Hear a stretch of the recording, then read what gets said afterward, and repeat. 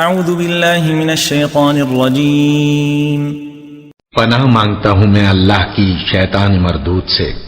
بسم اللہ الرحمن الرحیم شروع اللہ کا نام لے کر جو بڑا مہربان نہایت رحم والا ہے۔ يسألونك عن الأنفال قل الأنفال لله والرسول فاتقوا الله وأصلحوا ذات بينكم وأطيعوا الله ورسوله إن كنتم مؤمنين۔ اے نبی، مجاہد لوگ تم سے غنیمت کے مال کے بارے میں دریافت کرتے ہیں کہ کیا حکم ہے۔ کہہ دو کہ غنیمت اللہ اور اس کے رسول کا مال ہے، تو اللہ سے ڈرو اور آپس میں صلح رکھو، اور اگر ایمان رکھتے ہو تو اللہ اور اس کے رسول کے حکم پر چلو۔ انما المؤمنون الذين اذا ذكر الله وجلت قلوبهم واذا تليت عليهم آياته زادتهم ايمانا وعلى ربهم يتوكلون۔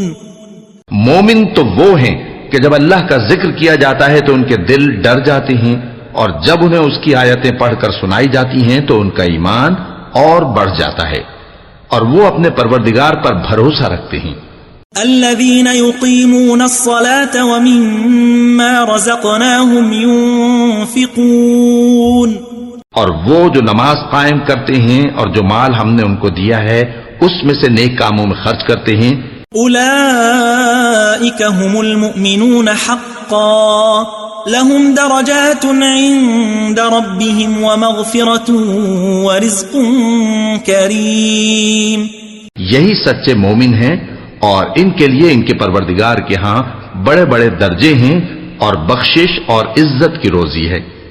كما أخرجك ربك من بيتك بالحق وإن فريقا من المؤمنين لكارهون۔ ان لوگوں کو اپنے گھروں سے اسی طرح نکلنا چاہیے تھا جس طرح تمہارے پروردگار نے تم کو تدبیر کے ساتھ اپنے گھر سے نکالا، اور اس وقت مومنوں کی ایک جماعت ناخوش تھی۔